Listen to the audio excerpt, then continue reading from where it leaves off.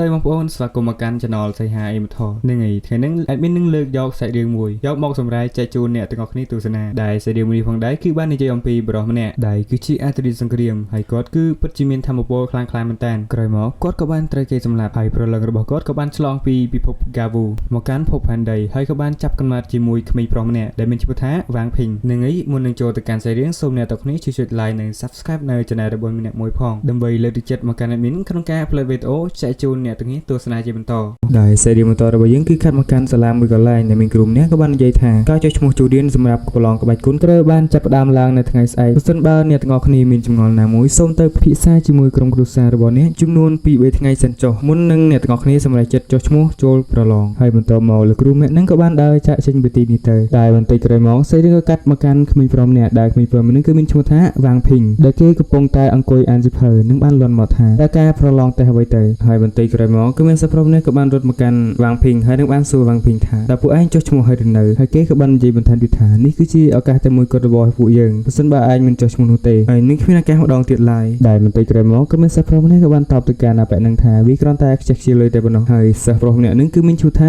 យ៉ាងជៀនដែលធ្វើឲ្យវ៉ាងភីងគឺមានការភ្ញាក់ផ្អើលយ៉ាងខ្លាំងនឹងបានលន់មកថាយ៉ាងជៀននិងយៀនហ្វានក៏បានមករៀននៅទីនេះដែរនៅគណៈពេលនោះផងដែរក៏មានសិស្សប្រុសម្នាក់ដើរមកកាន់ទីនេះហើយនឹងបានយកវីដេអូមួយឲ្យអ្នកទាំង3នោះមើលដែលនៅក្នុងវីដេអូមួយនោះគឺបាននិយាយអំពីលោកគ្រូម្នាក់ដែលមានឈ្មោះថាលីវដាលីនតែគាត់បានបន្ថយជីវិតទៅជាតំបន់សមរភូមិដែលមានចម្ងាយជាង120ម៉ែត្រដើម្បីចូលរួមរំលែកទុក្ខដល់មហាជនហើយនៅក្នុងវីដេអូហ្នឹងគាត់ក៏បាននិយាយថាបើសិនជាខ្ញុំស្លាប់សូមទស្សនិកជននឹងចងចាំខ្ញុំនៅថ្ងៃនេះពីព្រោះខ្ញុំគឺជាអ្នកចម្បាំងថ្នាក់ទី3ហើយបន្តិចក្រោយមកវ៉ាងភីងក៏បាននិយាយថានេះគឺជាវីដេអូខ្លាំងៗរបស់អ្នកចម្បាំងថ្នាក់ទី3ហើយគេក៏បាននិយាយទៀតថាទោះបីជាអ្នកនិងខ្ញុំមិនបានចូលរួមសាកល្បងក្បាច់គុណក៏ដោយដូច្នេះអញគួរតែយកចិត្តទុកដាក់ទៅលើរឿងអ្នកសិល្បៈក្បាច់សូមស្ដាប់នៅការលើកឡើងរបស់ពួកគេទាំងអស់គ្នាដែលនៅក្នុងវីដេអូនោះផងដែរលោកក៏បានប្រើប្រាស់ក្បាច់គុណដ៏ល្បីល្បាញដែលមានឈ្មោះថា Girly Pink Hero ហើយអ្នកទាំង4នាក់នេះក៏បាននិយាយថាពួកអញត្រូវតែចូលទៅមើលវីដេអូផ្លូវការក្នុង website ណាមួយហើយបន្តិចក្រោយមកវ៉ាងភីងក៏បាននិយាយថាទស្សនវិជ្ជានៅទីនោះវាពិតជាដូចខ្លាំងណាស់គឺដូចព្រៃភ្នំនៅពេលដែលគាត់បានធ្វើដំណើរកាលពីមុនបន្ទាប់មកវ៉ាងភីងក៏បានរត់ចាក់ចេញពីថ្នាក់រៀននេះទៅហើយកាត់មកពេលយប់នៅពេលដែលវ៉ាងភីងគឺបានស្វែងរកជាមួយនឹងព័ត៌មានអ្នកចម្បាំងនិងស្វែងរកអំពីព័ត៌មាននៃការធ្វើតេស្តក្បាច់គុណដើម្បីយកបទពិសោធន៍ក្នុងការធ្វើតេស្តនៅថ្ងៃក្រោយពីព្រោះការធ្វើតេស្តនៃក្បាច់គុណគឺសល់រយៈពេលចំនួន1ខែទៀតហើយបន្តិចក្រោយមកគេក៏បានដើរចាក់ចេញពីទីនេះនិងបាននិយាយថាខ្ញុំត្រូវតែចុះឈ្មោះជាមុនសិនតែការចុះឈ្មោះនេះគឺត្រូវចំណាយប្រាក់ចំនួន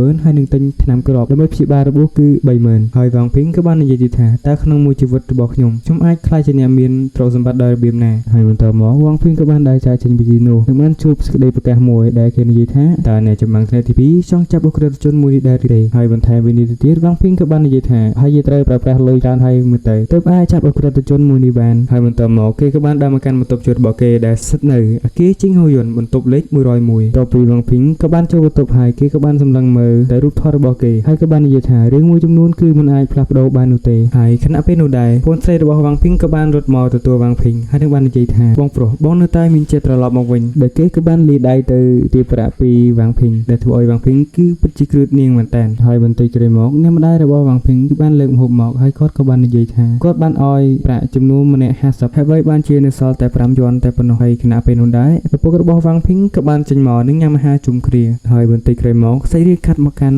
ឪពុករបស់វ៉ាងភីងដែលគាត់ក៏បានជួយលេងចានប្រពន្ធរបស់គាត់ហើយនឹងបាននិយាយថាប្រាក់សន្សំដែលយើងមាននៅពេលនេះគឺនៅសល់តែជាង50000យន់តែប៉ុណ្ណោះប៉ុន្មានឆ្នាំចុងក្រោយនេះគឺយើងបានចំណាយប្រាក់ទៅលើភីងនិងយិនអស់ប្រាក់យ៉ាងច្រើនហើយខ្ញុំក៏បានឮថាការលេបថ្នាំស៊ូឈីនឹងជួយដល់ការប្រឡងក្បាច់គុណហើយនៅថ្ងៃស្អែកខ្ញុំនឹងទៅរោងចក្រវិញដើម្បីជាលុយពីព្រោះយើងមិនអាចពន្យាពេលបានតទៅទៀតទេវាគឺជាកំហុសរបស់ខ្ញុំដែលខ្ញុំមិនអាចសម្រេចបានលទ្ធផលណាមួយនៅក្នុងរោងចក្រអស់រយៈពេលជាច្រើនឆ្នាំកន្លងមកនេះហើយអ្នកម្ដាយវ៉ាងភីងក៏បាននិយាយទៀតថានេះគឺជារឿងធំខ្ញុំនឹងខិតខំធ្វើការក្រៅម៉ោងបន្ថែមទៀតហើយរាល់ការនិយាយរបស់អ្នកទាំងពីរគឺវ៉ាងភីងក៏បានស្ដាប់ឮទាំងអស់ហើយកាលមកកាន់ថ្ងៃថ្មីវ៉ាងភីងក៏បានទៅសាលាដូចធម្មតាហើយគេក៏បានចុះឈ្មោះចូលរួមប្រឡងក្បាច់ពួកអយ៉ាងជានឹងឈិនហ្វានមានការភ័យផ្អើលជាខ្លាំងនឹងបានស្ដីគេថាវាពិតជាខ្ជិះខ្ជាយលុយខ្លាំងណាស់ដែលឯងបានធ្វើការចុះឈ្មោះប្រឡងក្បាច់គុណហើយនៅគណៈពេលនោះដែរលោកគ្រូរបស់គេក៏បានដើរចូលមកនិងប្រាប់ឲ្យគ្រប់គ្នាមេត្តាស្ងៀមស្ងាត់ហើយបន្តិចក្រោយមកគាត់ក៏បានណែនាំខ្លួនគាត់ដែលគាត់មានឈ្មោះថាវ៉ាងជីងយ៉ាងមកពីសាកលវិទ្យាល័យសិល្បៈក្បាច់គុណណានជីងហើយថ្ងៃស្អែកគឺជាថ្ងៃដែលខ្ញុំត្រូវឡើងថ្លែងសន្ទរកថាក្រោយពីគាត់គឺបានណែនាំខ្លួនហើយគឺធ្វើឲ្យសិស្សម្នាក់ៗគឺមានការភ្ញាក់ផ្អើលយ៉ាងខ្លាំងហើយពួកគេក៏បាននិយាយថាគាត់គឺជាព្រឹទ្ធាចារ្យវ៉ាងដែលបានត្រឡប់មកសាលាបឋមសិក្សាយ៉ាងជីងដែលជាសាលាលេខ1របស់ពួកយើងហើយសាលារបស់ពួកយើងគឺពិតជាមានសំណាងខ្លាំងណាស់ដែលបានអញ្ជើញគាត់ មកពីព្រោះគាត់អាចចែករំលែកបទពិសោធន៍របស់គាត់ជាមួយនឹងសិស្សដែលមកដាក់ពាក្យប្រឡងហើយបន្ទាប់មកគាត់ក៏បាននិយាយថាដោយសារតែវ៉ាងភីងគឺបានដាក់ពាក្យប្រឡងផងដែរនោះអញ្ចឹងថ្ងៃស្អែកលោកគ្រូនឹងទៅស្ថានីយ៍រថភ្លើងជាមួយនឹង Fu Chi Hao យ៉ាងឈិនហ្វានិង Liu Ruichi ដើម្បីទៅទទួលលោកឧត្តមសេនីយ៍រិនហើយកាត់មកពេលយប់វ៉ាងភីងក៏បានអានសៀវភៅដែលបានកត់ត្រានៅច្បាប់វិន័យនៃការហាត់ក្បាច់គុណដោយនៅក្នុងសៀវភៅមួយនោះគឺបានកត់ត្រាថាការហាត់ក្បាច់គុណគឺត្រូវផ្អែកលើភាពរឹងមាំនិងតម្លៃនៃការតេស្តឈាមដើម្បីធ្វើឲ្យការហ្វឹកហាត់គឺឆាប់បានផលលឿនជាងមុនហើយបន្តិចក្រោយមកអ្នកម្ដាយរបស់វ៉ាងភីងគឺបានហៅវ៉ាងភីងហើយគាត់បាននិយាយថាវ៉ាងភីងម៉ាក់នឹងយកអាហារទៅឲ្យឪពុករបស់ឯងឯងបានឃើញឆ្នាំគ្រាប់ដែលនៅលើធ្នើដែលឪពុករបស់ឯងគឺបានទិញឲ្យឯងនោះទេដោយលឺម្ដាយរបស់គេបាននិយាយដូច្នោះវ៉ាងភីងក៏បានដើរទៅយកឆ្នាំគ្រាប់នោះនៅលើធ្នើសៀវភៅនោះទៅហើយបន្ទាប់មកគេក៏បាននិយាយថាហេតុអ្វីបានជាឆ្នាំមួយនេះគឺមានតម្លៃថ្លៃខ្លាំងម្ល៉េះហើយបន្តិចក្រោយមកគឺមានបាត់ធ្វើអ្វីកើតឡើងនឹងបាននាំគេចូលទៅក្នុងពិភពមួយទៀតហើយគេក៏បាននិយាយថានេះគឺជាពិភពនៃការបំផន់មែនទេ